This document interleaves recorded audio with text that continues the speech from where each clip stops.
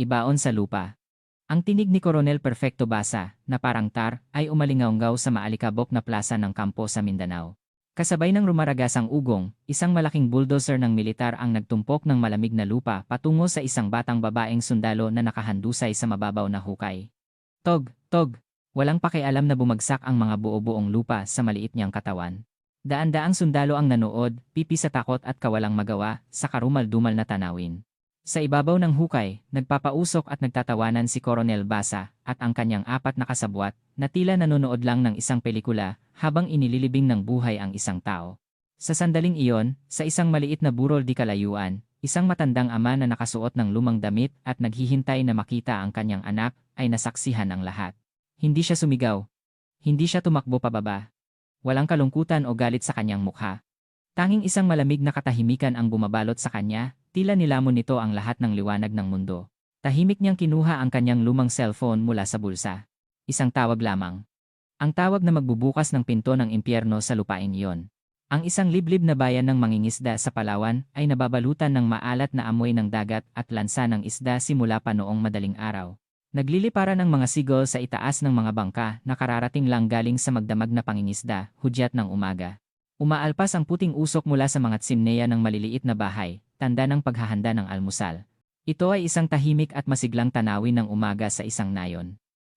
Sa loob ng isang maliit, luma, ngunit malinis na kusina ng isang bahay, isang matandang lalaki ang naghahanda ng almusal ng may kahusayan. Ang pangalan niya ay Mang Benigno Benny Reyes. Siya ay isang tahimik na mangingisda na namuhay sa nayong ito habang buhay. Ang kanyang mukha ay may mga malalalim na kunot na inukit ng malupit na hangin dagat at matinding sikat ng araw. Ang kanyang mga kamay ay magaspang at buko-buko dahil sa habambuhay na paghawak sa lambat at sagwan. Ngunit ngayon, ang kanyang magaspang na kamay ay gumagalaw ng napakalumanay. Nagluluto siya ng malinaw na sabaw mula sa sariwang isda at naghahanda ng adobong isda na may maanghang na sarsa, ang paborito ng kanyang bunso. Sumisingaw ang masarap na amoy mula sa palayok. Naghahanda siya ng pagkain hindi para sa sarili niya, kundi para sa isang taong mahalaga. Ang kanyang bunsong anak na babae, si Sargento Sofia Soy Reyes. Sinusulyapan niya ang orasan at kalendaryo. Ngayon ang araw na pinayagan si Soy na makita ang kanyang pamilya matapos ang unang deployment niya. Hindi siya natulog kagabi. Dahil sa pananabik at pag-aalala, mayroon siyang 3 anak, 2 lalaki at 1 babae. Ang panganay na si Teodoro ay isang ipinagmamalaking tenyente general na namumuno sa pinaka-elite na Mobile Corps ng Armed Forces of the Philippines, AFP. Ang pangalawa, si Tadeo, ay isang mayor general na pinuno ng isang armored division na nagbabantay sa kabisera. Ang 2 niyang anak na lalaki ay naging mahuhusay na sundalo, bit-bit ang kanyang dugo at disiplina. Ngunit ang pinakamalalim at pinakamalambot na bahagi ng kanyang puso ay laging nakalaan para kay Soy, ang kanyang bunso. Si Soy ay laging malapit sa kanya simula pa noong bata pa ito. Kapag ang kanyang mga kapatid ay natatakot sa pagiging tahimik at matigas ng kanilang ama, si Soy lang ang humahawak sa kanyang magaspang na kamay at umuupo sa kanyang kandungan, nagkukuwento. Si Soy ang tanging liwanag at init sa kanyang buhay. Hinding-hindi niya binigyan ang kanyang mga anak na lalaki ng malambing na salita o mainit na yakap. Gusto niyang maging matitigas silang lalaki. Hindi niya pinilit ang mga ito na sundin ang landas ng militar. Ngunit may isang bagay siyang itinimo sa kanilang isipan, ang sinumang dumihan ang uniforme ay hindi tao. Iyon lamang ang kanyang tanging aral. Mahigit 10 taon na ang nakalipas, isang tag-ulan, sa isang gabing bumabagyo, 2 payat na binata na kadarating lang mula sa training ng Marines ang lumuhod sa harap niya. Ang kanilang mga uniforme ay puno ng putik, ngunit ang kanilang mga mata ay nagniningning ng husto kaysa kailanman. Walang imik siyang nagbuhos ng lambanog at iniabot ito sa 2. Inumin ninyo. Walang kibo namang ininom ng 2 ang mapait na inumin. Naging sundalo na kayo, mahina niyang sabi. Simula ngayon, ang buhay ninyo ay hindi na sa inyo. Ang buhay ninyo ay para sa bayan at para sa mga taong kailangan ninyong protektahan. Tandaan ninyo yan. Opo, Ama. At isa pa. Nagniningning ang kanyang mga mata, ang uniforme ay ang kabaong ng sundalo. Ito ang huling damit na isusuot ninyo kahit patay na. Kung may sino man sa inyo ang dudumihan ang damit na iyan para sa pera o komportableng posisyon, hindi ko na siya anak. Hindi siya tao. Kung kayo ay magiging parang mga ipis na iyan, tumigil siya. Tiningnan niya ang lumang baril pangangaso na nakasabit sa dingding. Ako mismo ang babaril sa inyong puso. Naiintindihan ba ninyo? Hindi nagbibiro ang kanyang sinabi. Nakita ng 2 ang katotohanan sa mata ng kanilang ama. Nanginginig ang kanilang buong katawan habang desperado silang tumango. Tulad ng kanilang panata noon, lumaki ang dalawang lalaki na naging mahuhusay na sundalo. Hinding-hindi nila hinamak ang pangalan ng kanilang ama. Ngunit si Soy ay iba. Hindi niya gustong maging sundalo, pangarap niya lang ang maging isang ordinaryong estudyante, makihalubilo sa mga kaibigan, at magtayo ng maliit na coffee shop. Iginagalang niya ang pangarap ng kanyang anak. Ayaw niyang maging kasing magulo ang buhay niya tulad ng sa kanya at ng kanyang mga kapatid, ngunit hindi pinahintulutan ng tadhana na manatili siya sa ordinaryong buhay. Pagkatapos ng kolehiyo, bigla siyang nagpasyang mag-enlist. Nag-apply siya bilang isang female non-commissioned officer, NCO. Bakit? Tanong niya. Ngumiti lang si Soy at nagsabi, wala lang, ama. Gusto ko lang subukan. Gusto kong makita ng sarili kong mga mata kung anong uri ng bansa itong pinoprotektahan mo at ng mga kuya ko habang buhay, at gusto ko ring ipakita sa iyo na hindi mahina ang anak mo. Hindi na siya nakatanggi pa. Kaya't ang kanyang maliit at maselang anak ay pumasok sa pinakamahirap at pinakamagulong mundo ng kalalakihan. Maingat niyang inilagay ang inihanda niyang baon sa isang insulated lunchbox. Umalis siya ng bahay para sumakay sa unang bus ng madaling araw. May maliit na backpack sa kanyang likod at ang lunchbox para sa kanyang anak sa kanyang kamay. Walang pinagkaiba ang hitsura niya sa lahat ng ordinaryong ama sa mundo. Pagkatapos ng ilang oras na biyahe, ibinaba siya ng bus sa isang hindi pamilyar na terminal sa Mindanao. Sumakay siyang muli sa isang city bus patungo sa kampo. Ang mga tanawin na dumadaan sa bintana ay malayong-malayo sa nayon niya sa dagat. Mataas at matatalim na barbed wire at mga karatula na nagbabala ng minahan.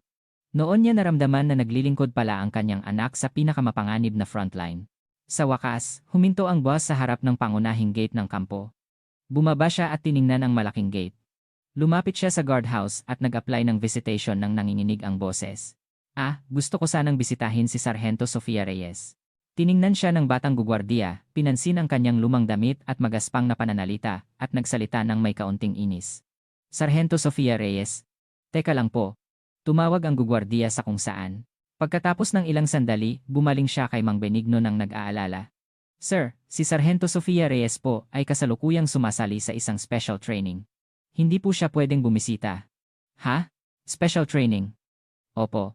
Mahalaga po itong training kaya hindi po siya pwedeng makipag-ugnayan sa labas sa loob ng ilang araw. Paumanhin po, kailangan niyo na pong umuwi. Biglang bumagsak ang kanyang puso. Naglakbay siya ng ilang oras. Ngayon, kailangan siyang umuwi nang hindi man lang nakikita ang kanyang anak. Ngunit higit pa sa iyon, ang nakapagpaalala sa kanya ay ang awkward na tingin ng guwardiya. May tinatago ito. May nangyayari ba? Nagsimulang gumalaw ang instinct na natutulog sa ilalim ng kanyang lumang bota sa loob ng mga dekada. Ang instinct ng isang matandang predator na nakakaramdam ng panganib. Sige po. Pwede niyo bang ipasa itong lunchbox sa kanya? Opo. Sige po. Ibinigay niya ang lunchbox sa guwardiya at naglakad palayo ng may panghihinayang, ngunit hindi siya nagpunta sa hintuan ng bus. Nagsimula siyang maglakad patungo sa kabilang direksyon, kasunod ng bakod ng kampo. Hinahanap niya ang pinakamataas na lugar kung saan matatanaw ang buong base. Inakyat niya ang baku-bakong daanan sa bundok ng walang ingay. Naaalala ang mga tao ng scouting na matagal na niyang kinalimutan. Matanda na ang kanyang katawan, ngunit maliksi pa rin ang kanyang mga hakbang. Sa wakas, dumating siya sa isang maliit na burol kung saan tanaw niya ang buong plasa ng kampo. Nagtago siya sa likod ng isang puno at tiningnan ang plasa.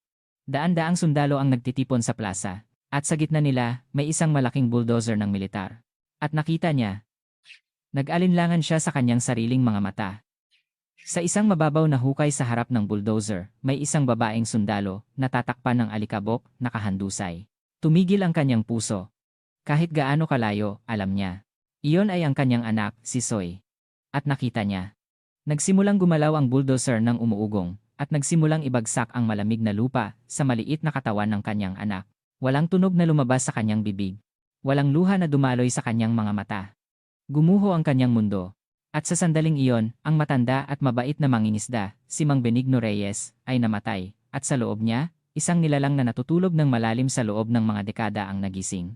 Ang huling pinuno ng maalamat na Special Forces Unit na tinatawag na Haribon, Philippine Eagle, na minsang tinawag ng kalaban na Death's Reaper. Sa wakas, muling nabuhay ang Haribon, si Benigno Reyes. Tumigil ang oras, lahat ay huminto sa mundo ni Benigno. Hindi niya marinig ang huni ng ibon o ang ihip ng hangin. Sa kanyang mga mata, tanging ang tanawin ng impyerno sa ibaba ng plasa ang paulit-ulit na naglalaro ng dahan-dahan, tila isang black and white film. Ang malaking dilaw na bulldozer. Ang mabigat na shovel na parang bibig ng makina ay naghukay sa lupa ng umuugong. At ang malamig na lupa na itinumpok ay walang awang bumagsak sa katawan ni Soy, ang kanyang anak na nakahandusay sa hukay. Tog, tog, tog. Ang tunog ng mga buo-buong lupa na bumabagsak sa uniforme ng kanyang anak, sa kanyang mukha, ay tila tunog ng paghiwa ng kanyang puso. Ang kanyang anak, ang kanyang maliit at maselang bunso, ang nilalang na minahal niya ng higit pa sa kanyang buhay. Hindi siya gumalaw. Tila nawalan na siya ng malay. Ang kanyang katawan ay nababalutan ng alikabok at marahil dugo, nakatiklop ng walang lakas, tila isang basahan na itinapon. At sa ibabaw ng hukay, 5 lalaki ang nakatayo. May mga insignia sila ng opisyal at NCO sa kanilang balikat.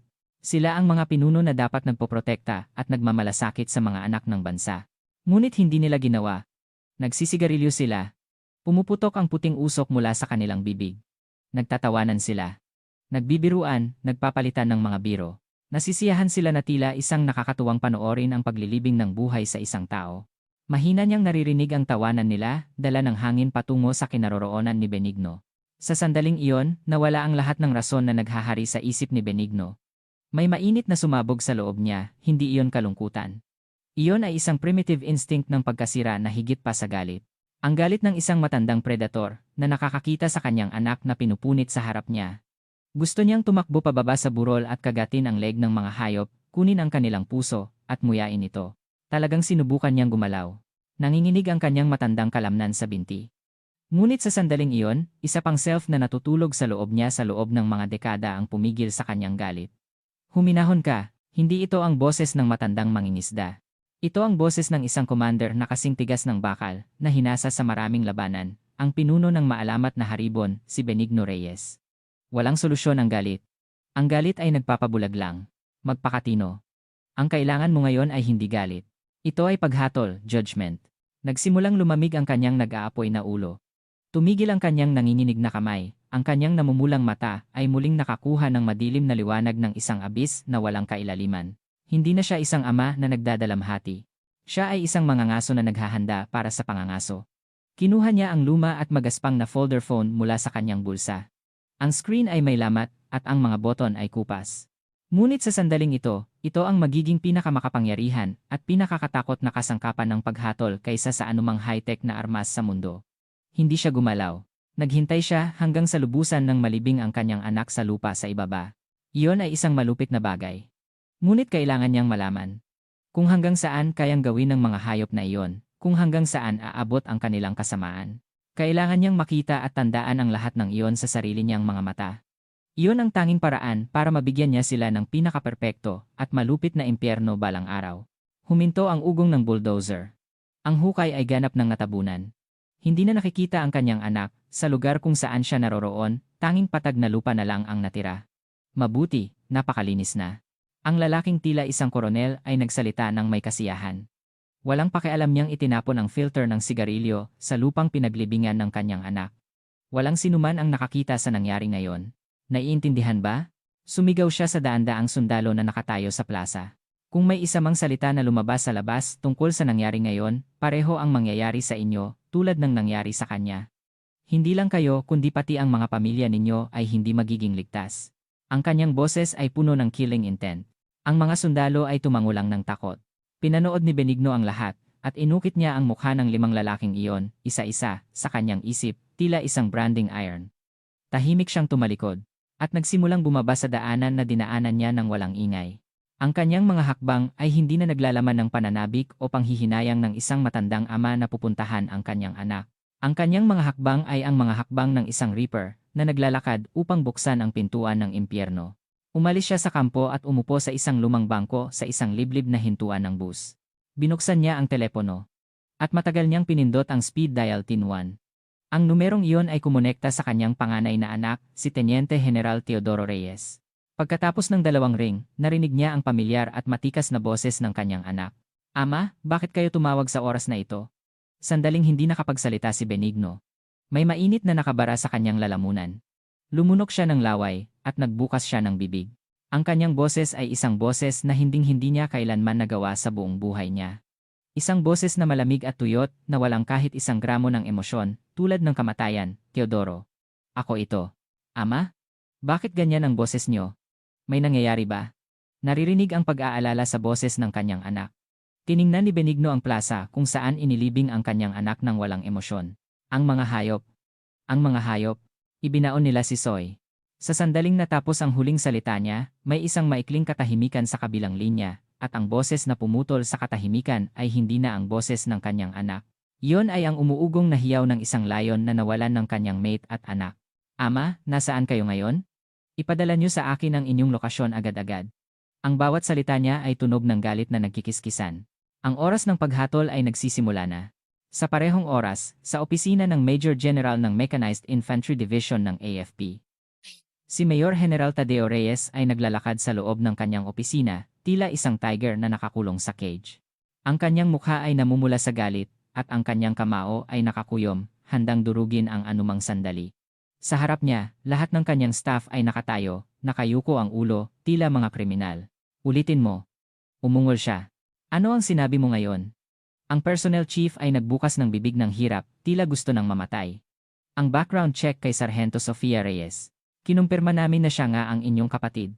Ngunit, sumigaw si Tadeo. Ang kanyang boses ay tulad ng kulog, ngunit habang ang kapatid ko ay inililibing ng buhay sa lupa sa Mindanao, wala kayong alam, paumanhin, General. Paumanhin po. Itigil mo ang mga walang kwentang salita na iyan. Kinuha niya ang baton na nakasabit sa dingding, at ibinagsak niya ito sa conference table. Pak! Ang baton ay naputol sa dalawa. Simula ngayon, makinig kayo ng mabuti sa utos ko. Ang kanyang mga mata ay namumula. Ang lahat ng Special Operations Battalions, SOB, ng dibisyon, agarang standby. At ang Cavalry Reconnaissance Battalion, at ang lahat ng Armored Vehicles, K-21 IFVs, at mga tank lahat ng mobile equipment na pwedeng gamitin, maghanda para sa pag-alis patungo sa Mindanao. Hey General, nang walang course level approval. Pilit na pinigilan siya ng Operations Chief. Manahimik ka. Ako ang mananagot. At, kung may sinuman ang haharang sa harap ko, kahit nakaalyado pa natin, wala akong pakialam. Itulak lang ninyo. Naiintindihan ba ninyo? Ito ay isang utos na baliw. Ngunit alam ng kanyang mga tauhan, ang kanilang general ngayon ay wala sa tamang pag-iisip. Siya ay isa lamang rhinoceros na puno ng galit na pupunta upang iligtas ang kanyang kapatid. Ulitin ninyo, mga hayop. Opo. General. Masusunod. Ang buong dibisyon ay nagsimulang gumalaw sa galit ng isang tao. Ang mga sirena ay umalingaunggaw, at ang ugong ng mga makina ay yumanig sa lupa. Dalawang malaking bagyo ng bakal ang nagsimulang gumalaw patungo sa Mindanao ng sabay-sabay. Sa kanilang dinaraanan, tanging pagkasira at paghatol lang ang matitira. Ang pintuan ng impyerno ay tuluyan ng bumukas. Sa punong himpilan ng Joint Operations Command, JOC, ng AFP, ang nerve center ng militar. Daan-daang monitor ang patuloy na nagmamasid sa lahat ng galaw ng militar sa bansa. Nang hapong iyon, nag-alinlangan ang mga duty officer sa nakikita nila. May sitwasyon, may sitwasyon. Isang apurahang sigaw ng isang batang opisyal ang pumutol sa katahimikan ng control room. May nakita kaming malaking galaw ng tropa mula sa 1st Mobile Corps at Mechanized Infantry Division na hindi kinilala. Agad na lumamig ang kapaligiran. Tumayo ang operations chief na nangangasiwa sa situation board. Iulat, ngayon din. 12 Apache at 8 Cobra attack helicopters ng 1st Mobile Corps ang lumilipad ng mababa patungo sa Mindanao, may kargang live ammunition. Kasunod nila ang mga transport helicopter na may kargang tropa ng Special Forces Regiment, SFR. Ang Mechanized Division naman ay may isang company ng K2 Black Panther tanks, armored vehicles, at Special Mission Unit, SMU, na gumagalaw sa expressway patungo sa Mindanao. Hindi pinansin ang kontrol ng pulisya. Namutla ang lahat ng opisyal sa control room. Hindi ito drill. Kung drill ito, kailangang may paunang report sa JOC. Ito ay isang malinaw na aksyon ng walang report. At 2 elite unit ng AFP ang gumagalaw ng sabay-sabay patungo sa isang lugar. Ano ang target? Parehong unit ang patungo sa kampo ng 72nd Infantry Battalion, 25th Infantry Division sa Mindanao. Isang maikling ungol ang lumabas sa bibig ng Operations Chief. Ano ba talaga ang nangyayari? Agad siyang nagtangkang tawagan ang mga pinuno ng 2 unit. Ikonekta ako sa Corps Commander at Mech Division Commander. Ngayon na. Ngunit tanging malamig na sagot lang ang narinig niya. Hindi po sila makontak, hindi po sila tumatanggap ng komunikasyon. Ito ay isang malinaw na mutiny. Hindi mangyayari ito. Hinarap niya ang pinakamasamang emergency na hindi pa niya naranasan sa kanyang dekada ng serbisyo. Kinuha niya ang emergency line para mag-report sa kanyang direktang superior, ang Chief of Staff ng AFP. Ngunit bago pa niya mapindot ang button, isang malamig at may awtoridad na boses ang narinig niya sa kanyang likod. Hindi na kailangang mag-report, nagulat ang operations chief at lumingon. Naroon si General Patricia Pat Sereno, ang Chief of Staff ng AFP, nakatayo ng naka-cross arms. Walang nakakaalam kung kailan pa siya naroroon. General, si Ten. General Teodoro Reyes at May. General Tadeo Reyes. Alam ko, pinutol siya ni General Sereno. Ang kanyang mukha ay nababalutan ng hindi maipaliwanag na kabigatan. Lahat ng kanilang galaw ay nasa ilalim ng aking pahintulot. Ngunit, General, ito ay hindi drill, sabi ni Sereno. Ito ay paglilinis. Tiningnan niya ang malaking central screen sa control room. Sa screen, dalawang malaking pulang palaso ang papalapit sa isang maliit na tuldok sa Mindanao, tila malaking tongs. Simula ngayon, lahat ng komunikasyon at report tungkol sa operasyong ito ay direktang sa akin lang. Sa labas, ipahayag na ito ay isang malaking counter-terrorism drill sa loob ng militar. Naiintindihan ba? Masusunod po, General. Hindi na nagtanong pa ang operations chief. Nadama niya. Ang pangyayaring nasasaksihan niya ngayon ay ang simula ng isang malaking bagyo na muling susulat sa kasaysayan ng AFP. Sa expressway patungo sa Mindanao, ilang dosenang armored vehicles ang nagmamadali, umuugong. Ang kanilang mga truck at gulong ay nagmamadaling gumulong sa daan, tila sisirain ang asphalt. Ang mga sasakyan ng sibilyan ay natatakot na tumabi. Sa loob ng command vehicle na nangunguna, si May. General Tadeo Reyes ay nakatingin sa map, nakatiklop ang mga manggas ng combat uniform hanggang siko. Ang kanyang mukha ay namumula sa galit, iulat. Gaano na lang ang layo sa target? General, makakarating tayo sa target sa loob ng 12 minuto. Pabilisin pa. Kumpletuhin natin ito sa loob ng 10 minuto. Wala siyang pasensya. Ang bawat minuto at segundo ay tila impyerno. Sa kanyang isip, tanging ang mukha ng kanyang kapatid na inilibing sa lupa ang naroon. Sa tabi niya, nagtanong ang aide-de-camp nang nanginginig ang boses. General, talagang balak niyo po bang sirain ang gate ng kampo? Baka magkaroon ng engkuwentro sa pagitan ng mga kaalyado. Hindi siya tiningnan ni Tadeo at sumagot, hindi ako pupunta para makipag-away sa kaalyado. Ang kanyang boses ay nagkakalat. Pupunta ako para hulihin ang mga insekto na nagbaon sa aking kapatid. At kapag nanghuhuli ng insekto, natural lang na tumalsik ang dugo. Ang kanyang mga mata ay nagniningning sa killing intent. Sa parehong oras, sa himpapawid ng Mindanao. Dududu. Daan-daang helicopter ang gumabalot sa langit, tila isang malaking kawan ng bakal. Sa cockpit ng nangungunang Apache attack helicopter, si Ten. General Teodoro Reyes mismo ang naghawak sa control stick. Siya ay isang veterano na pilot na may pinakamahusay na kasanayan sa paglipad sa AFP. Ang kanyang mga mata ay nakatingin sa target sa harap. Naririnig niya ang mga report ng kanyang mga tauhan sa headset. Alpha Squadron, dumating na sa himpapawid ng target. Walang anomaly. Bravo Squadron, nakumpleto na ang containment sa labas ng kampo. Hindi siya sumagot. Tahimik niyang inayos ang advanced targeting system ng helicopter. Beep beep. Ang plasa ng 72nd Infantry Battalion ay pumasok sa loob ng Verde Crosshair sa gitna ng screen. Nakita niya ang isang bulldozer sa gitna ng plasa at ang lupa na mukhang bagong tabon. Naputol ang kanyang rason. Binuksan niya ang all-channel communication sa radio. Ang kanyang boses na kasing lamig ng yelo ay tumama sa tenga ng lahat ng pilot sa himpapawid ng Mindanao. Ito ang Corps Commander.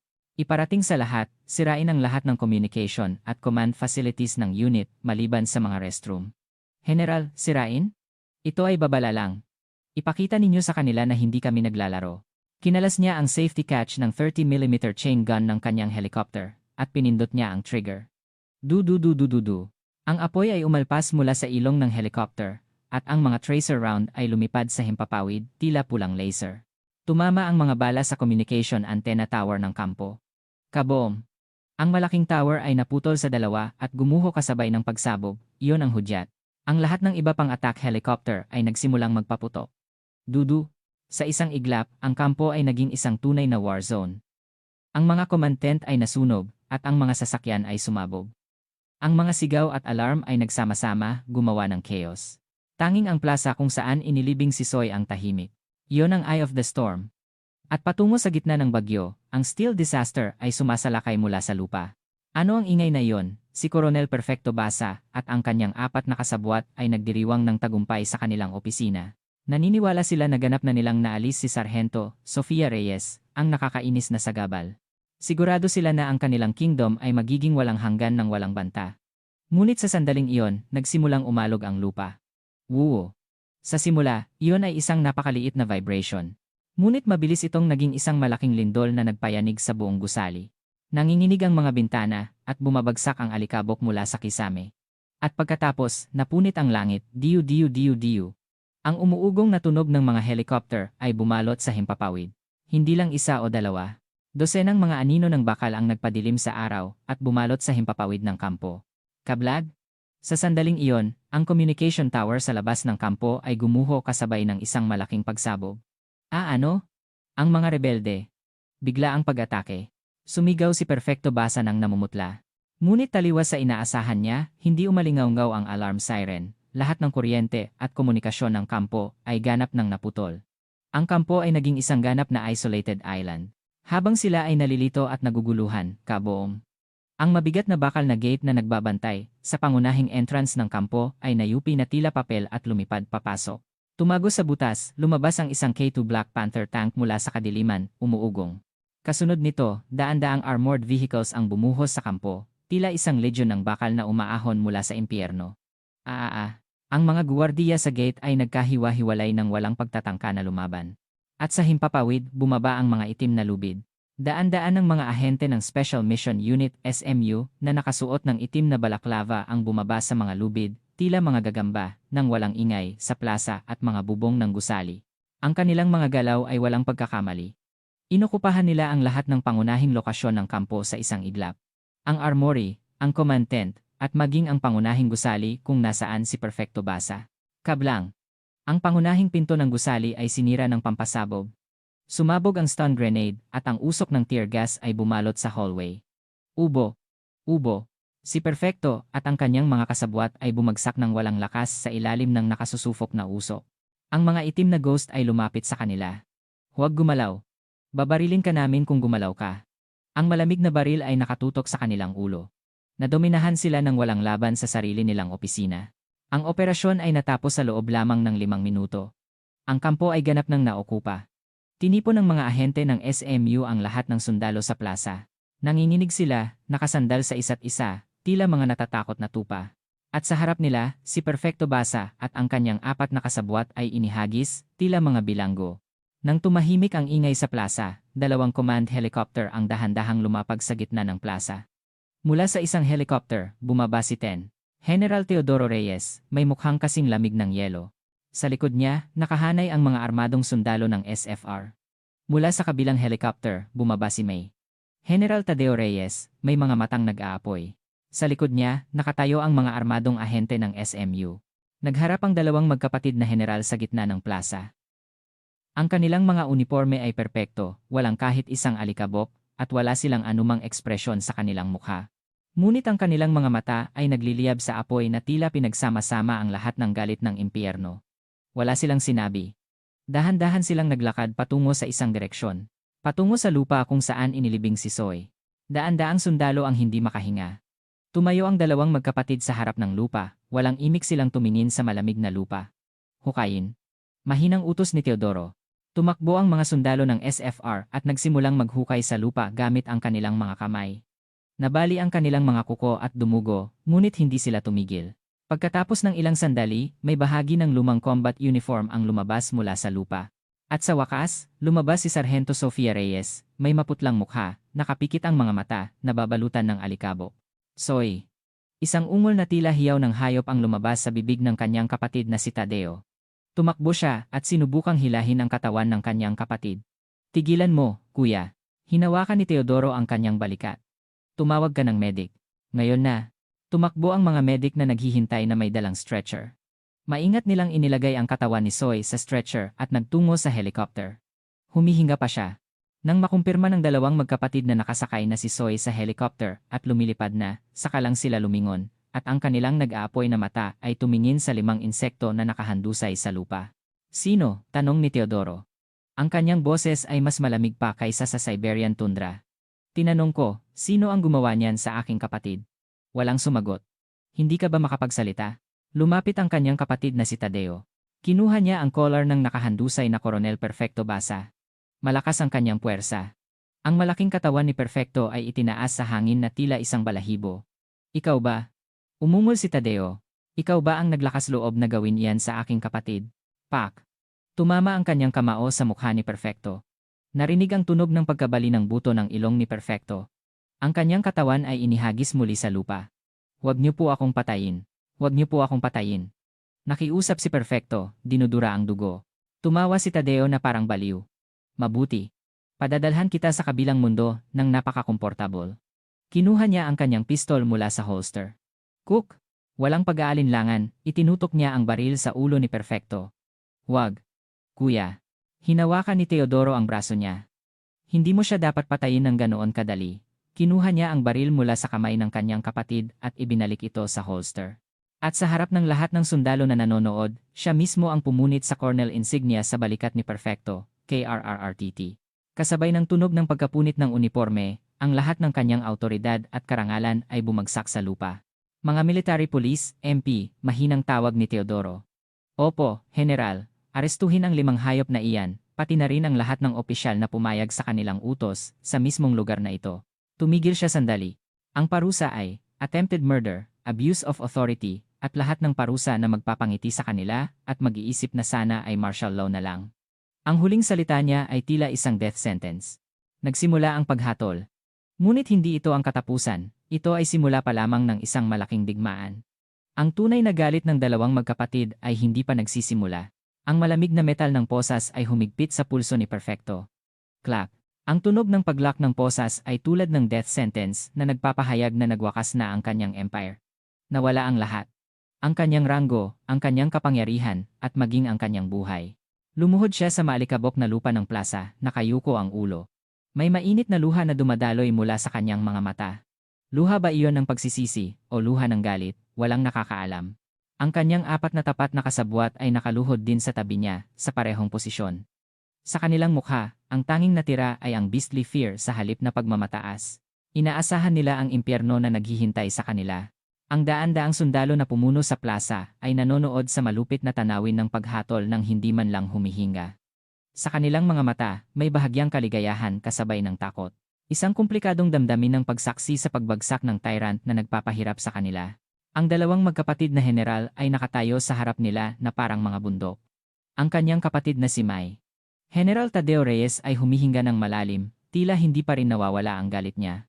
Ang kanyang kamao ay mahigpit na nakakuyom, handang tumama muli sa mukha ni Perfecto anumang sandali. Huwag kang mag-isip na ito na ang katapusan, ikaw na insekto. Umungol siya. Bago kayo humarap sa court-martial, ako mismo ang magre-reforma sa inyong bulok na pag-iisip. Lahat ng sakit na ginawa ninyo sa kapatid ko, at sa mga sundalong ito ay babalik sa inyo ng 100 beses. Ang bawat salita niya ay puno ng killing intent. Ngunit pinigilan siya ng kanyang kapatid na si General Teodoro Reyes. Tama na, Tadeo. Ang kanyang boses ay kalmado, ngunit ang bigat nito ay sapat na para patigilin ang nag-aapoy na galit ng kanyang kapatid. Tapos na ang ating personal na paghihiganti. Ngayon, dapat nating simulan ang pampublikong paghatol sa pangalan ng militar. Tinapik niya ang balikat ng kanyang kapatid. At naglakad siya patungo sa gitna ng plaza, nilampasan ang mga lumuluhod na kriminal. Tiningnan niya ang lahat ng sundalo sa plaza. Ako si General Teodoro Reyes, Corps Commander ng 1st Mobile Corps. Ang kanyang boses ay umalingaw-ngaw sa buong plaza sa pamamagitan ng megaphone. At ang taong ito sa tabi ko ay si May. General Tadeo Reyes, Division Commander ng Mechanized Infantry Division. Mayroon lang kaming isang dahilan kung bakit kami naririto ngayon. Tumigil siya sandali, at tumingin siya sa lupa kung saan inilibing si Soy. Dumating kami para iligtas ang aming kapatid. Ngunit kasabay nito, dumating kami para iligtas kayo. Nanginig ang mga mata ng mga sundalo sa kanyang hindi inaasahang salita. Alam ko kung anong uri ng paghihirap ang pinagdaanan ninyo sa mga nakaraang taon. Ang inyong dignidad bilang tao ay niyurakan sa ilalim ng mga hayop na iyan, at araw-araw, nagtitiis kayo sa takot at karahasan. Sa unang pagkakataon, may bahagyang emosyon sa kanyang boses. Hindi ito galit, ito ay malalim na compassion at pagsisisi. At alam ko na wala kayong magawa kundi manahimik. Dahil alam ninyo na may malaking puwersa na nakatago sa likod nila. Natakot kayo na ang inyong maliit na pagtutol ay magbubunga ng mas malaking paghihiganti. Naiintindihan ko. Huminga siya ng malalim. Ngunit ngayon ay iba na. Nagkaroon ng lakas ang kanyang boses. Ngayon, nasa likod ninyo ako. At ang Armed Forces of the Philippines ay nakatayo. Huwag na kayong matakot pa. Huwag na kayong manahimik pa. Tiningnan niya ang bawat mata ng sundalo. Tatanungin ko kayo. Bukod sa 5 hayop na iyan, mayroon pa bang ibang parasite na nagpabulok sa unit na ito? Mayroon pa bang ibang kriminal na nagpahirap sa inyo at dumumi sa inyong karangalan? Sa kanyang tanong, naging tahimik ang plaza, tila binuhusan ng tubig. Ang mga sundalo ay nagtinginan, hindi makapagsalita. Ang ugat ng takot na nakabaon ng malalim sa kanilang katawan ay mas malalim kaysa sa inaakala. Sa sandaling iyon, isang maliit at nanginginig na boses ang pumutol sa katahimikan, lahat ng tingin ay napunta sa pinanggalingan ng tunog. Sa sulok ng formation, may isang payat na private ang nagtaas ng kamay. Ang kanyang buong katawan ay nanginginig na tila dahon, ngunit ang kanyang mga mata ay naglalabas ng liwanag ng tapang sa unang pagkakataon. Si Staff Sergeant Santos po. Siya. Siya ang nagnakaw sa aming mga suweldo at nag-utos sa amin ng mga personal na gawain. Nang lumabas ang unang pag-amin, tila bumagsak ang isang dam. Nagsimulang lumabas ang iba pang boses mula sa iba't ibang lugar. Si Sergeant Perez din po sa personnel. Humingi siya sa amin ng suhol para sa leave at pass. Nakita ko mismo si Captain De La Cruz sa maintenance na nagbebenta ng mga gamit ng militar sa labas. Lumakas ng lumakas ang mga boses at naging isang malaking sigaw. Ang kanilang galit at hinanakit na matagal ng kinikimkim ay sa wakas sumabog. Tahimik na pinakinggan ni Teodoro ang lahat ng paratang. Sa tabi niya, itinatala ng military police chief ang lahat ng pangalan. Mabuti, sabi ni Teodoro nang humupa ang sigaw. Ang military police chief, arestuhin ang lahat ng taong nabanggit ngayon sa mismong lugar na ito, walang sinuman ang makakatakas. Opo, General. Muling napuno ng purge ang plaza. Dosenang mga mid-level officers ang hinila palabas, nakaposas, habang pinapanood ng mga sundalo. Ang unit ay muling isinisilang, simula sa pinakamababang antas. Tiningnan ni Teodoro ang mga natitirang opisyal. Kaunti na lang sila. Huling tanong sa inyo, ang kanyang boses ay hindi na malamig. Ang command structure ng unit na ito ay ganap ng gumuho. Ngunit ang unit na ito ay hindi mawawala. Ang unit na ito ay kailangang itatag muli sa sarili ninyong mga kamay.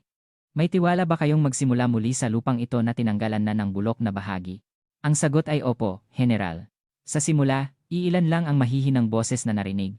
Ganyan lang ba ang boses ninyo? Kayo ay mga sundalo. Uulitin ko ang tanong. Kaya ba ninyo? Opo, General. Ngayon, mas malakas na boses ang lumabas, huli na. Isusugal ninyo ba ang lahat ninyo para itayo muli ang unit na ito? Opo, General, opo. Sa wakas, isang sigaw na yumanig sa buong plaza ang lumabas. Wala na ang takot sa kanilang mga mata. Naroon ang bagong pag-asa at determinasyon. Isang bahagyang ngiti ang lumabas sa bibig ni Teodoro. Lumingon siya sa kanyang kapatid na si Tadeo. Mukhang tapos na ang papel natin. Hindi pa, kuya, umiling si Tadeo. Ang kanyang mga mata ay nagliliyab pa rin sa galit. Hindi pa tapos. Itinuro niya si Perfecto Basa na hinihila, nakaposas. Hindi pa natin nahuhuli ang tunay na ulo na nakatago sa likod ng hayop na iyan, ang taong nagbigay ng pahintulot sa lahat ng ito. Nawala ang ngiti ni Teodoro. Muling nagniningning ang kanyang mga mata ng malamig. Alam niya. Ang pinakamalaking laban ay hindi pa nagsisimula. At ang kalaban sa laban na iyon ay isang malaking halimaw na hindi maihahambing kay Perfecto Basa. Tahimik na nagtinginan ang dalawang magkapatid, ang kanilang tunay na pangangaso ay nagsisimula na ngayon. Matapos ang purge sa plaza, isang mabigat na katahimikan ang bumalot, kasabay ng isang solemn na hangin na nagpapahiwatig ng bagong simula. Nadama ni Teodoro at Tadeo, ang dalawang magkapatid na general, na hindi pa tapos ang kanilang misyon. Pinutol nila ang bulok na sanga na si Perfecto Basa, ngunit ang mas malaki at mas malalim na ugat na nagbibigay ng sustansya sa sanga ay nakabaon pa rin sa ilalim ng lupa. Isang Joint Special Investigation Team, JSIT, na binubuo ng mga elite investigator mula sa 2 corps at division ang agarang binuo, si TEN. General Teodoro Reyes, ang kalmado niyang kapatid, ang nanguna sa investigasyon. Wala siyang balak na tapusin ang kaso bilang isang simpleng kaso ng abuse at insubordination. Determinado siyang hanapin ang tunay na utak sa likod ng insidente at bunutin ito hanggang sa ugat. Ang investigasyon ay mabilis at walang awa. Una, inilagay ng team si Perfecto at ang kanyang mga kasabwat sa solitary confinement at sinimulan ang matinding interrogation. Sa simula, matigas silang nanatiling tahimik. Naniniwala sila na darating ang kanilang backer para iligtas sila. Ngunit ang kanilang pag-asa ay gumuho sa isang gabi. Walang alok na negotiation si Teodoro. Sa halip, ipinakita niya sa kanila ang katotohanan. Ito ang listahan ng mga krimen na ginawa ninyo. Isang tumpok ng daan-daang pahina ng document ang inihagis sa malamig na table ng interrogation room. Nakatala rito ang lahat ng ebidensya ng korupsyon, embezzlement at assault na ginawa nila sa loob ng ilang taon. Mga sworn statement ng mga sundalo, tampered accounting book, at maging ang mga video ng kanilang krimen na nakuha ng hidden camera, at ito ang listahan ng mga parusa na matatanggap ninyo. Sa tabi nito, binuksan ang Manual for Court Martial, MCM. Ang lahat ng posibleng parusa, attempted murder, abuse of authority, embezzlement of military property, special physical injury, lahat ng parusa ay markado ng pulang pen. Kung mapapatunayan ang lahat ng krimen, maaari silang sentensyahan ng life imprisonment o kahit death penalty. Ang shield na nagpoprotekta sa inyo ay wala na. Ang inyong makapangyarihang backer ay nagtatago ngayon sa takot na matuklasan ang kanilang tail. Sa halip na iligtas kayo, ang malamig na boses ni Teodoro ay pumutol sa hangin ng interrogation room. Pumili kayo. Mabulok sa kulungan habang buhay sa lahat ng krimen na iyan, o sabihin ang lahat ng alam ninyo at magkaroon ng kahit kaunting pagkakataon na mabuhay. Ang kanyang mga salita ay kasing tamis at kasing nakamamatay ng bulong ng devil. Sa huli, ang unang gumuho ay ang kanang kamay ni Perfecto Basa, isang major. Inamin niya ang lahat. At simula sa kanyang pag-amin, naglabas na rin ang iba pa ng lahat ng kanilang sikreto, nag-uunahan. At mula sa kanilang bibig, sa wakas ay lumabas ang tunay na dahilan ng buong insidente. Si Sargento Sofia Reyes ay hindi lamang nakakainis sa kanilang paningin. Binuksan niya ang Pandora's box na nagpapayanig sa kanilang malaking kingdom ng korupsyon. Ilang linggo na ang nakalipas, si Sargento Sofia Reyes, na isang baguhan, ay nag-aaral sa admin at supply duties ng unit. Bagaman anak ng sundalo, wala siyang alam tungkol sa military system. Tahimik lang siyang sumusunod sa mga utos ng kanyang mga nakakataas, naglalagay ng stamp at signature sa mga document. Isang araw, nang sinusuri niya ang isang folder ng document, may napansin siyang kakaiba. Ito ay isang contract para sa rehabilitation ng isang lumang warehouse sa labas ng kampo. Ang halaga ng proyekto ay hundreds of millions of pesos. Ngunit alam niya na ang warehouse na iyon ay na-renovate na ng ibang construction team ilang buwan na ang nakalipas. Sa simula, inakala niyang nagkamali lang siya, ngunit hindi niya ito binalewala. Hindi pumayag ang military honor na itinuro ng kanyang ama at mga kapatid. Lihim siyang nagpunta sa warehouse sa isang holiday. At nakita niya. Ang warehouse ay bago lang ang pintura, ngunit ito ay luma pa rin at may lamat tulad ng dati. Ang rehabilitation project na hundreds of millions ay wala. Ito ay isang proyektong multo, ghost project na umiral lang sa papel. Lumamig ang kanyang puso. Nadama niya. Ito ang tinatawag ng kanyang ama na pagdumihan ang uniforme. Inireport niya ang insidente sa kanyang direktang superior, ang supply chief. Ngunit tinawanan lang siya ng supply chief at binaliwala ang kanyang report. Sargento Reyes, kung gusto mong maging komportable ang buhay militar mo, magkunwari kang hindi mo nakikita ang mga hindi mo nakikita at hindi mo alam ang mga hindi mo alam. Naiintindihan ba? Ngunit hindi umatras si Soy. Sinabi niya na ire-report niya ito sa mas mataas na command, ang battalion commander. Iyon ang simula ng kanyang trahedya. Nang gabing iyon, tinawag siya ni Coronel Perfecto Basa at ang kanyang mga kasabwat. Dinala nila siya sa warehouse at walang awang binugbog. Ikaw na babaeng aso. Nagtatangka kang putulin ang aming rice bowl.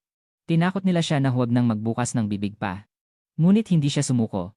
Ang kanyang mga mata ay buhay pa rin. Naintindihan nila. Tanging isang paraan lang ang makakapagtigil sa matigas ang ulo na babaeng ito, ganap na katahimikan, kaya't binuo nila ang karumal-dumal na live burial plan. Sa pamamagitan ng pampublikong pag-execute sa kanya sa harap ng lahat ng sundalo, gusto nilang patigilin siya habang buhay at putulin ang lahat ng internal reporting. Ang galit ng dalawang magkapatid na nakakaalam na sa lahat ng katotohanan ay umabot sa langit. Ang mga hayop na iyon. Sinuntok ni May. General Tadeo Reyes ang dingding. Napunit ang kanyang knuckles at dumugo, ngunit hindi siya nag-abalang magpunas. Hindi lang pala ito abuse. Ang ating kapatid ay nag-iisa palang lumalaban sa malaking kasamaan. Ang boses ni Ten. General Teodoro Reyes ay nanginginig sa nag-aapoy na galit at pagsisisi sa kanyang kapatid. Agad nilang pinalawak ang investigasyon. Sinimulan nilang imbestigahan ang utak sa likod ng Ghost Project. At sa lalong madaling panahon, hinarap nila ang isang mas malaking pangalan. Ang taong nagbigay ng huling pahintulot sa project at binaliwala ang lahat ng korupsyon sa likod nito. Siya ay si Brigadier General Isagani Gani Lopez, ang commander ng Logistics Support Command sa rehiyon at ang direkta niyang superior ni Perfecto Basa. Agad na nag-issue si Teodoro ng arrest warrant kay Brig. General Lopez. Ang Special Mission Unit, SMU, ng Intelligence Service, ISAFP, ay sumugod sa kanyang opisina, ngunit huli na sila. Nakaramdam na si Lopez at nakatakas na. Tanging isang note lang ang natira sa kanyang desk. Hindi ninyo ako mahuhuli, ito ay isang mapagmataas na panunuya. Hanapin siya. Habulin siya hanggang sa dulo ng Pilipinas at hulihin ang hayop na iyan. Sumigaw si Teodoro. Isang urgent manhunt ang inilabas sa buong militar para kay Brig General Lopez. Ngunit tila usok na wala siya. Hindi siya mahanap kahit saan. Malinaw na may malaking puwersa na tumutulong sa kanya para makatakas. Muling humarap sa pader ang investigasyon. Napagtanto ng dalawang magkapatid. Ang laban na ito ay hindi matatapos sa puwersa lang ng militar. Kailangan nila ng mas malaking puwersa. Ang puwersa mula sa labas na makakabasag sa hindi nakikitang kartel. Sa sandaling iyon, tumawag ang kanilang ama, si Mang Benigno Reyes. Tahimik siyang nakikinig sa progress report ng kanyang dalawang anak at mahina siyang nagsalita. Tapos na ang paghihintay. Ha? Ama, anong? Ako na ang gagalaw. Oras na para ako mismo ang kumilos. Sa isang salita niya, ang dalawang general ay hindi nakahinga. Alam nila. Hindi lang ordinaryong mangingisda ang kanilang ama. At alam nila kung gaano katindi ang bigat ng salita na siya na ang gagalaw. Ang haribon ay nagsimula ng gumalaw. Ang investigasyon ay nauwi sa stalemate. Tila tinatawanan ni Brig General Lopez ang buong investigation network ng AFP. Nawawala siya ng walang bakas. Ang hindi nakikitang puwersa sa likod niya ay mas malakas at mas matalino kaysa sa inaakala.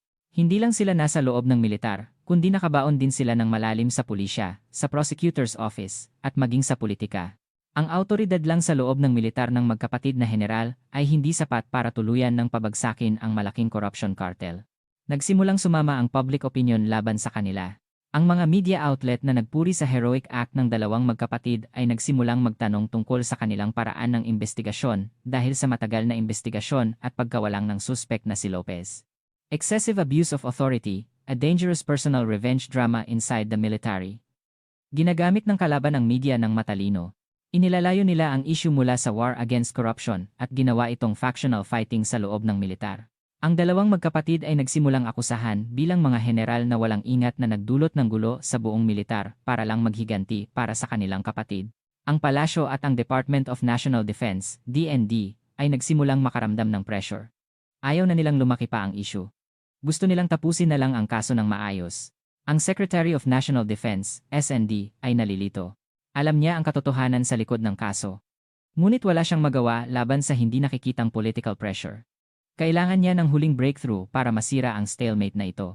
At alam niya kung nasaan ang breakthrough na iyon. Ang simula ng lahat ng insidente, ang pinagmulan ng lahat ng galit, ang matandang mangingisda na nakatira sa maliit na nayon sa Palawan. Hindi niya inabisuhan ng sinuman at nagtungo siya sa Palawan ng non-official. Gusto niyang kumpirmahin kung ano ang tunay na intensyon ng matandang nagpasimula ng lahat. At kailangan niyang kumbinsihin ito na tumigil na. Sa huli, natagpuan niya ang lumang bahay ni Mang Benigno Reyes. Walang aid o security, nag-iisa niyang kumatok sa lumang pinto. Tok, tok. Pagkatapos ng ilang sandali, bumukas ang pinto, at lumabas si Benigno Reyes, na may mukhang puno ng malalalim na kunot. Hindi siya nagulat sa hindi inaasahang pagbisita ng Defense Secretary. Tila alam na niyang darating ito. Bakit po kayo naparito sa bahay na ito? Ang kanyang boses ay magaspang at matigas. May gusto lang po akong sabihin sa inyo, Lolo. Tahimik siyang pinapasok ni Benigno. Luma ngunit malinis ang bahay. Sa dingding, may ilang luma at black and white na larawan. Naupo ang secretary sa bamboo floor at nagsimulang magsalita ng hirap. Ipinaliwanag niya ang mga paghihirap na kinakaharap ng investigasyon at ang political situation at maingat siyang nagsalita. Hindi ba mas makabubuting tumigil na lang tayo? Para na rin sa karangalan ng inyong mga anak. Hindi sumagot si Benigno, tahimik lang siyang kumuha ng tsaa at uminom. Ang kanyang mga mata ay kasing tahimik ng dagat na walang kailaliman. Kalihim, nagbukas siya ng bibig pagkatapos ng mahabang katahimikan. Hindi ipinaglalaban ng mga anak ko ang karangalan. Sinusunod lang nila ang aral ng kanilang ama. Ang aral na iyon na nagsasabing, ang sinumang dumihan ang uniforme ay hindi tao. Sa kanyang salita, hindi na nakapagsalita pa ang secretary.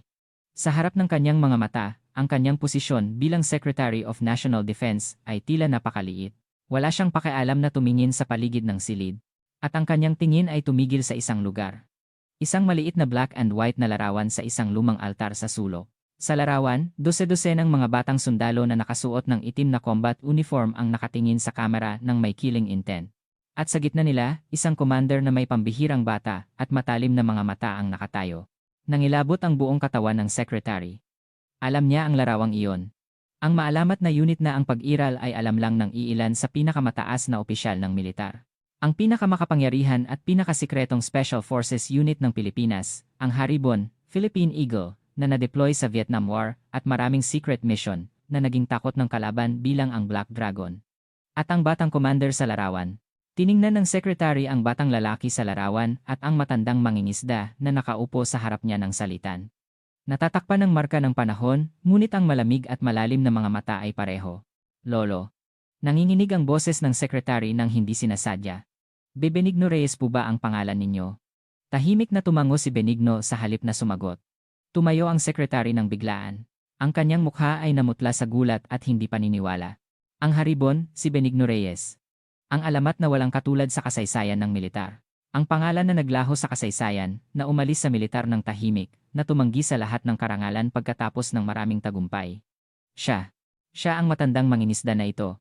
Naunawaan ng secretary. Ang taong kinakalaban niya ay hindi lang basta isang ama ng biktimang may hinanakit, hindi niya sinasadyang kinalikot ang balahibo ng tiger na natutulog. Ginising niya ang maalamat na haribon na natutulog sa malalim na dagat. Ngayon, naiintindihan mo na ba? Mahinang tanong ni Benigno. Kung bakit hindi pwedeng tumigil ang mga anak ko, at kung bakit hindi ko sila pwedeng patigilin. Walang masagot ang secretary. Nakatayo lang siya ng tulala, nadama niya. Ang balance ng laban na ito ay ganap ng nabaligtad. Ang kalaban na kailangang harapin ni Isagani Lopez at ang kanyang mga backer ay hindi na ang dalawang batang general. Ang kanilang kalaban ay ang living myth mismo ng militar. Hindi niya maalala kung paano siya nakalabas sa lumang bahay. Agad siyang tumawag ng makasakay sa kotse. Ang Chief of Staff ng Pangulo. Chief, ako po ang SND. Kailangan ko po ng urgent one-on-one meeting kay Presidente. Ngayon na po. Ano po ang nangyayari, Secretary? Nalaman na po namin. Nalaman na namin kung sino ang kinalaban namin. Ang boses ng Secretary ay nanginginig. Nang gabing iyon, nagkagulo ang DND at ang palasyo. Ang pagbabalik ng haribon, ang bigat ng tatlong salitang iyon, ay mas mabigat at mas malakas kaysa sa anumang political pressure. Lahat ng shield na nagpoprotekta kay Isagani Lopez ay naglaho sa isang gabi. Walang sinuman ang naglakas loob na gawing kalaban ang isang living legend. At pagkatapos ng ilang araw, natuklasan ang hideout ni Brig General Lopez sa pamamagitan ng intelligence satellite. Nagtatago siya sa isang liblib na hasyenda at naghahanda para sa pagtakas. Ngunit ang nakahanap sa kanya ay hindi ang prosecutor's office o ang pulisya. Ang unang nakakita sa kanya ay mga matatandang lalaki na nakasuot ng itim na combat uniform na bigla na lang lumabas. Ang kanilang mga mukha ay puno ng kunot ng panahon, ngunit ang kanilang mga mata ay nagniningning pa rin sa killing intent, tulad ng mga mata ng haribon noong bata pa. Sila ang mga dating tauhan ni Benigno Reyes. Tumugon sila sa tahimik na tawag ng kanilang huling commander, nagtipon muli mula sa dilim. Matagal na tayong hindi nagkita, Isagani. Lumabas si Benigno mula sa dilim, namutla si Isagani Lopez. Tila nakakita ng multo, at bumagsak siya sa lupa. Ang paghatol ay nagsimula ng pinakatahimik at pinakaperpektong paraan. Sa pangalan ng haribon, ang tsismis ng pagbabalik ng haribon ay dumaan na tila isang malaking wave sa pinakamalalim na bahagi ng militar at politika. Ang katotohanan na sa likod ng pangalan ng matandang mangingisda na si Benigno Reyes ay nakatayo ang pinakasikreto at pinakamemorya na legendary unit sa kasaysayan ng militar ng Pilipinas. Ang katotohanan iyon ay sapat na para umatras ang lahat ng puwersa na nagpoprotekta kay Brig General Lopez sa isang gabi. Wala silang lakas ng loob na lumaban sa isang living myth. Si Isagani Lopez ay ganap ng na-isolate. Sa kadiliman ng lumang hasyenda kung saan siya nagtago, hinarap niya si Benigno at ang kanyang mga matatandang tauhan na lumabas na tila mga multo. Ang nakatayo sa harap niya ay hindi lang basta mga retiradong sundalo. Sila ang mga tunay na halimaw na nagsagawa ng pinakamaruruming misyon ng walang pangalan o karangalan sa loob ng mga dekada sa ilalim ng utos ng bansa. Paano? Paano kayo? Ang boses ni Isagani Lopez ay nagkakalat sa takot. Hindi sumagot si Benigno. Dahan-dahan siyang lumapit kay Lopez. Ang kanyang mga mata ay tila isang walang laman na abis na walang emosyon. Lumagpas ka sa limitasyon. Mahina niyang sabi, pwede mong dumihan ang uniforme ng sundalo. Ngunit hindi ka dapat maging hayop na nananakit sa sarili mong anak habang suot ang uniforme. Matapos ang salitang iyon, tumalikod si Benigno. Tila hindi niya karapat-dapat na marumihan pa ang kanyang kamay. Sa kanyang likod, tahimik na gumalaw ang mga matatandang tauhan ng haribon. Kinabukasan, si Brig General Isagani Lopez ay natagpuan na nakahandusay sa harap ng gate ng Military Police Headquarters, tila isang sako ng luggage. Lahat ng kanyang buto ay nabali, at ang kanyang mukha ay durog, hindi na makikilala ang anyo. Ngunit buhay siya. Hindi siya pinatay ni Benigno. Sa halip, hinayaan niya itong mabuhay sa loob ng impyerno, pinagsisisihan ang kanyang krimen habang buhay. Iyon ang paraan ng haribon. Nang maaresto si Lopez, ganap nang gumuho ang poison. Ang mga pangalan ng lahat ng government officials at politicians na nakipagsabuatan sa kanya ay bumuhos mula sa kanyang bibig na tila baha.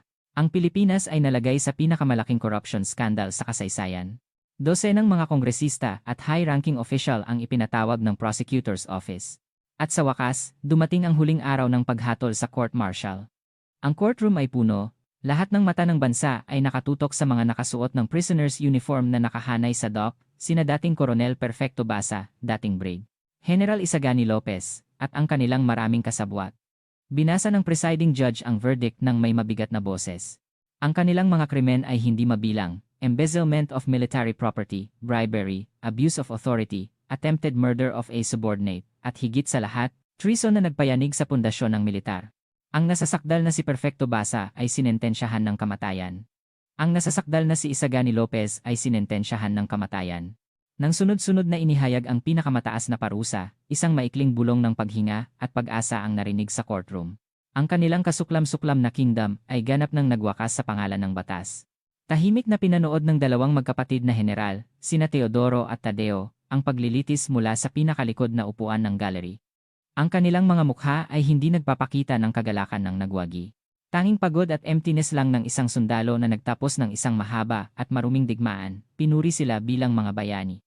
Pinuri ng bansa ang kanilang matapang na aksyon. Ngunit tinanggihan nila ang lahat ng interview at award. Sinabi nila sa mga reporter, hindi kami mga bayani. Ginawa lang namin ang aming tungkulin bilang mga anak, sabi ni Teodoro ng kalmado, at sinundan siya ng kanyang kapatid na si Tadeo. Ang kanyang boses ay malakas pa rin. Natapos lang namin ang aming normal na misyon bilang mga sundalo. Matapos ang mga salitang iyon, hindi na muling nagpakita pa ang dalawang magkapatid sa publiko. Tahimik silang bumalik sa kanilang tungkulin, ang tungkulin ng mga sundalo na nagbabantay sa Pilipinas. Ang malaking bagyo na sinimulan nila ay dahan-dahang humupa. Ngunit ang mga bakas na iniwan ng bagyong iyon ay malalim. Ipinakita ng militar ang pinakamasakit na sugat nito, ngunit kasabay nito, ipinakita rin nito ang kakayahan nitong gamutin ang sarili. At sa gitna ng lahat ng bagyo na iyon, may isang matandang bayani na hindi alam ng mundo. Ginawa niya ang kanyang papel, at bumalik siya sa maliit na nayon ng mangingisda sa Palawan. Muli siyang naging isang tahimik na matandang mangingisda. Walang sinuman ang nakakaalam kung sino siya o kung ano ang ginawa niya. Ngunit ang kasaysayan ng AFP, at ang puso ng lahat ng nagpapahalaga sa karangalan ng sundalo, ay laging maalala ang kanyang pangalan, ang Haribon. Ang katarungan ay sa wakas, bumalik sa tamang lugar, sa pinakatahimik at pinakaperpektong paraan. Si Sargento Sofia Reyes ay himalang gumaling. Ang mga kakilakilabot na sugat sa kanyang katawan ay naging malalabong scar, ngunit ang kanyang mga mata ay mas malalim at mas matigas kaysa sa dati. Isang uri ng tingin na mayroon lang sa mga taong nakabalik mula sa bingit ng kamatayan, pinarangalan siya bilang ang unsong hero ng insidenteng ito. Pinuri ng DND ang kanyang tapang at walang kupas na military spirit at binigyan siya ng medalya ng kagitingan. Nangako sila na kung gusto niya, maaari siyang magretiro ng may karangalan at magsimula ng bagong buhay, ngunit tinanggihan niya ang alok. Gusto ko pong manatiling sundalo, sabi niya sa Secretary of National Defense nang may nanginginig ngunit matatag na boses. Sa mismong lugar kung saan ako natumba, hindi lang ako nakakita ng kawalan ng pag-asa, kundi nakakita rin ako ng pag-asa. Nakita ko ang tapang ng daan-daang kasamahan na bumangon at sinira ang katahimikan sa harap ng kawalan ng katarungan. Gusto ko pong makasama sila para gawing mas magandang lugar ang militar na ito. Ang kanyang desisyon ay nagbigay ng malaking impact sa buong militar. Hindi na siya isang biktima ng trahedya. Siya ay naging simbolo ng katarungan laban sa corruption, at isang icon ng indomitable spirit na hindi nawawalan ng pag-asa. Isang taon ang lumipas. Nang matapos ang lahat ng bagyo, bumalik ang kapayapaan sa mundo. Sa maliit na nayon ng mangingisda sa Palawan, isang lumang bangka ang nakalutang sa kalmadong dagat na tinatamaan ng sikat ng araw. 4 na tao ang nakaupo sa bangka, nag-iigib ng fishing rod. Ang matandang ama, si Mang Benigno Reyes, na nakasuot ng lumang work clothes, at ang kanyang 3 anak, na nakaupo sa tabi niya. Wala nang mabigat na star o insignia sa kanilang balikat. Sila ay ordinaryong ama, 2 anak na lalaki, at 1 anak na babae. Malaking huli. Malakas na sigaw ng pangalawa, si Tadeo. Ang kanyang fishing rod ay bumaluktot na tila baw, at isang silver na isda ang tumalon palabas sa tubig. Ang ingay mo, bata. Baka tumakas ang lahat ng isda. Sermon ng panganay, si Teodoro, nang may matigas na boses. Ngunit may bahagyang ngiti sa kanyang bibig. Kuya, tumahimik nga kayo, tumawa ang bunso, si Soy, nang may malinaw na boses, sinasaway sila. Wala nang anino sa kanyang mukha. Ang kanyang ngiti ay maliwanag at mainit, tila sikat ng araw na tumatama sa dagat. Tahimik lang nanonood si Benigno. Hawak niya ang fishing rod, ngunit ang kanyang tingin ay nakatuon lang sa kanyang 3 anak. Ang kanyang ipinagmamalaking mga anak na lalaki, at ang kanyang kahanga-hangang anak na babae. Naalala niya ang impyernong pinagdaanan nila sa loob ng nakaraang taon. At naunawaan niya, ang ipinaglaban niya habang buhay ay hindi lang basta bansa o karangalan. Ang gusto niyang protektahan ay ang simple, ngunit nakasisilaw na kaligayahan na ito, kasama silang lahat sa maliit na bangkang ito.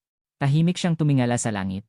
Ang langit ay asul, walang ulap, isang malalim at mapayapang ngiti ang lumabas sa kanyang may kunot na bibig pagkatapos ng mahabang panahon. Ang kanyang mahaba at matinding digmaan ay sa wakas nagwakas na. Ang isang matandang mangingisda ay nagdala ng bagyo sa pamamagitan ng isang tawag, gamit ang pag-ibig at karangalan sa halip na kapangyarihan. 2 general ang nagpabagsak sa isang malaking system dahil sa sense of responsibility para protektahan ang kanilang pamilya at ang militar, hindi dahil sa star sa kanilang balikat. Naniniwala ba kayo na ang tunay na kapangyarihan ay nagmumula sa star sa balikat o nagmumula ito sa legacy ng isang bayani na tahimik na nagtatago? Ibahagi ang inyong mga iniisip sa amin sa comment section.